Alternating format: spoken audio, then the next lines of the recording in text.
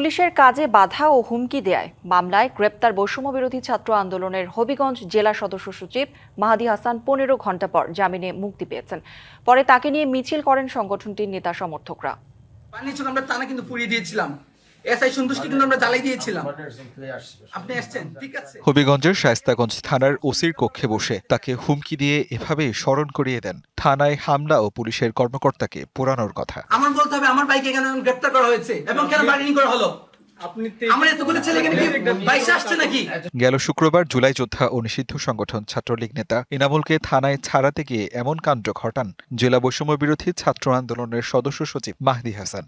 সামাজিক যোগাযোগ মাধ্যমে ছড়িয়ে পড়লে ওঠে সমালোচনার ঝড়। যদিও পরে গণমাধ্যমে মাহদি দাবি করেন ওসির সঙ্গে বাগবিতণ্ডার সময় মুখ ফসকে বলেছেন ওইসব কথা। নিকট একটি ভুল বার্তা পৌঁছার উপক্রম হওয়ায় প্রকৃত তথ্য দেশবাসীর নিকট তুলে ধরার জন্য আজকে আপনাদের সামনে হাজির হয়েছি।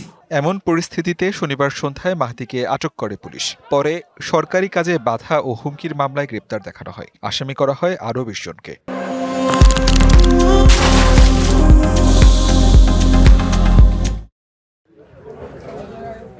গ্রেপ্তারের খবরে মাহদি হাসানের মুক্তির দাবিতে বৈষম্য বিরোধী ছাত্র আন্দোলনের নেতাকর্মীরা হবিগঞ্জ সদর মডেল থানায় জড়ো হয়। পরিস্থিতি নিয়ন্ত্রণে মোতায়েন করা হয় পুলিশ ও সেনাবাহিনী। রাতে বিক্ষোভ হয় রাজধানীর শাহবাগেও। সারা রাত জাগ্রত থেকে সকাল অবধি এখন অবধি কোর্টের সামনে থেকে আমরা অবশেষে সুখবর পেয়েছি।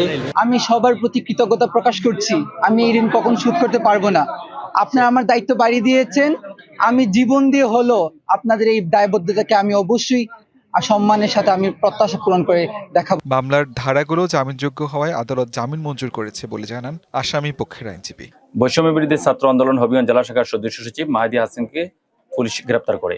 আসামির পক্ষে জামিন শুনানি করি লার্নেড কোর্ট তাকে ২০০ টাকার বন্ডে স্থায়ী জামিন প্রদান করেছেন। জামিনে মুক্তির পর মাহদিকে নিয়ে আদালত চত্বর থেকে মিছিল নিয়ে শহরের দিকে যায় বৈষম্য বিরোধী ছাত্র আন্দোলনের নেতাকর্মীরা। TVC news desk.